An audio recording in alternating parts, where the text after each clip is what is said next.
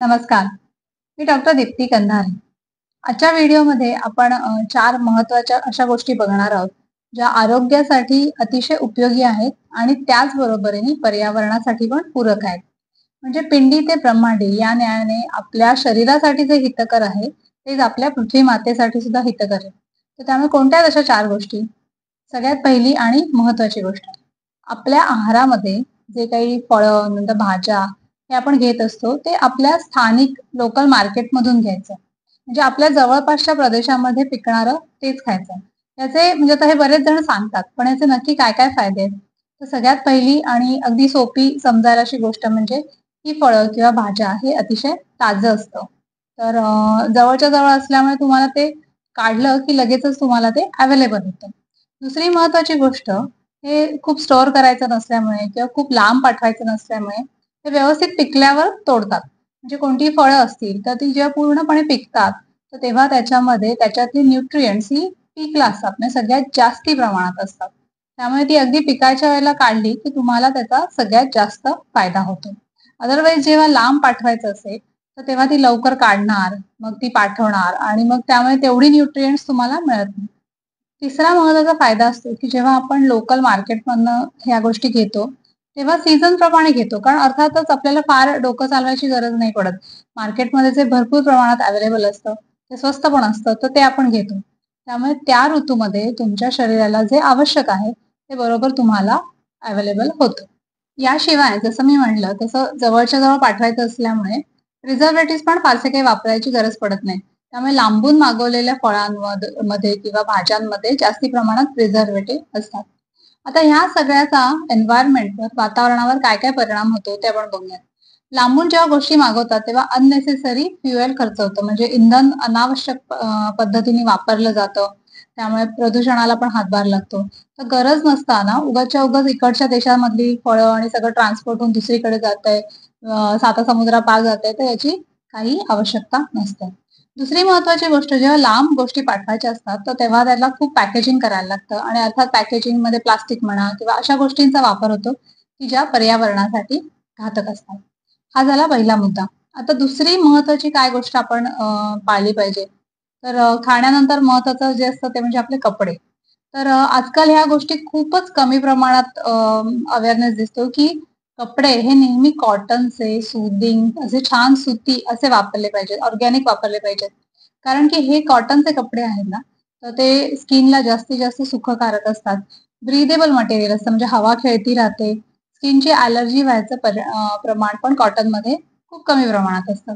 या उलट जर आपण दुसरे सिंथेटिक वापरले म्हणजे पॉलिएस्टर असेल, नायलॉन असेल, तर त्याने स्किनला पण खूप त्रास होतो. काही जणांना ॲलर्जी येते. त्याच्यामध्ये हवा खेळती राहत नाही.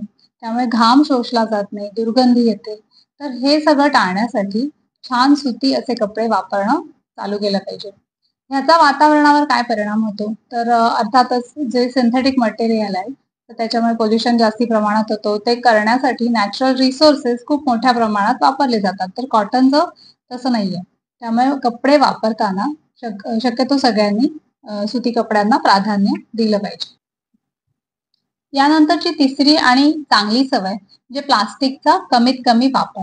आपल्या रोजच्या दैनंदिन जीवनामध्ये, घरामध्ये जेवढा प्लास्टिकचा कमी वापर होईल, तेवढं अर्थातच आरोग्यासाठी पण चांगलं असतं. म्हणजे तुम्ही रोजच्यासाठी जे नेता ते टिफिनचे डबे असतील किंवा पाण्याच्या बाटल्या असतील त्या, तर त्या रेग्युलरली शक्यतो प्रयत्न करायचा की प्लास्टिक न वापरता स्टीलमध्ये किंवा दुसऱ्या मटेरियलमध्ये दुसऱ्या मेटलचे वापरले पाहिजे. आजकाल तुम्ही बाजारात पण बघाल तर सगळ्या पद्धतीची भांडी अवेलेबल असतात. म्हणजे कॉपरची भांडी आहे, पितळची भांडी नवीन-नवीन छान येतात, स्टीलची असतात. नंतर इव्हन काही मातीची आहेत. तर या तुमच्या सोयीनुसार तुम्हाला जे शक्य आहे ती सगळी भांडी आणा आणि त्याचा वापर करा. दुसरं अजून एक महत्त्वाचं म्हणजे प्लास्टिकच्या ह्याच्यामध्ये डिस्पोजेबल जे वापरतात ना, त्याचं प्रमाण अगदी कमीत कमी ठेवा. म्हणजे थिन प्लास्टिक जे असतं, तर ते अर्थातच त्याच्यामध्ये अन्नपदार्थ ठेवून सेवन केल्याने आपल्याला पण त्रास होतो आणि अर्थात हे नंतर मग वातावरणामध्ये याचं डिकंपोझिशन पण होत नाही. त्यामुळे ते एन्व्हायर्नमेंटसाठी पण अतिशय वाईट असतं. तुम्ही गरम पाणी किंवा गरम पदार्थ हे स्टोअर करण्यासाठी तरी प्लास्टिकचा वापर अजिबात करता कामा नये. यानंतर शेवटचा आणि अतिशय महत्त्वाचा म्हणजे बायकांसाठी विशेष करून जिव्हाळ्याचा टॉपिक म्हणजे कॉस्मेटिक्स. तर कॉस्मेटिक्सचा वापर हा जितका कमीत कमी कराल किंवा जितकं नॅचरली जर काही असेल किंवा नॅचरल इन्ग्रेडियंट पासून बनवलेलं काही वापराल तर तेवढं चांगलं असतं. पण अर्थातच कॉस्मेटिक्समुळे स्किनला खूप जास्ती त्रास होतो. काही जणांना ॲलर्जीज येतात, काही जणांना ॲक्नेची टेंडन्सी होते. नंतर स्किनच्या अनेक नंतर आजार निर्माण होतात. तर हे जे आहे ना कॉस्मेटिक्स हे सुरुवातीला स्किन खूप छान दिसण्यासाठी बायकांना भुरळ पडते आणि त्या रेग्युलरली वापरायला लागतात. आणि मग नंतर हळू-हळू जसं-जसं जास्ती वापरत जाऊ तसा-तसा त्रास वाढत राहतो. विशेष करून जर तुम्ही फेअरनेस क्रीम्स वापरत असाल, तर फेअरनेस क्रीम्स ह्या स्किनसाठी अतिशय हार्मफुल असतात. तर जे कोणी वापरत असेल त्यांनी आत्ताच्या आत्ता बंद करा. दुसरं महत्त्वाचं म्हणजे ह्याच्यात जे केमिकल्स वापरलेले असतात, तर त्याने लाँग टर्ममध्ये कॅन्सरसाठी कारणीभूत होऊ शकतात. म्हणजे एक कॉज ते असू शकतं. दुसरं बायकांमधल्या हॉर्मोन्समध्ये इम्बॅलन्स करण्यासाठी हे केमिकल्स कारणीभूत असू शकतात. आजकालच्या बऱ्याच बायकांना हेअर स्प्रे कधी वापरतात किंवा परफ्यूमचं प्रमाण खूप जास्ती वाढलंय. म्हणजे मी मगाशी म्हटलं तसं बायका कॉटनचे कपडे वापरत नाहीत. मग त्याच्यामुळे घाम खूप येतो. तो घाम शोषला जात नाही. त्या घामाचा वास येतो आणि तो तो वास टाळण्यासाठी मग खूप जास्ती प्रमाणात परफ्यूम्स वापरतात. तर हे जे परफ्यूम्स असतात, तर ह्याच्यामधून जे उडणारे कण असतात, तर ते लंग्समध्ये जाऊन मग खूप दिवस वापरत राहिलात, तर त्याने अस्थमाची टेंडन्सी होऊ शकते किंवा असंच लंग्सचा दुसरा काही त्रास होऊ शकतो. तर हे जे स्प्रेज आहेत, तर ते वापरणं पण कमीत कमी वापरले पाहिजेत किंवा टाळलं पाहिजे. आता ह्या सगळ्याचा एन्व्हायर्नमेंटवर काय परिणाम होतो?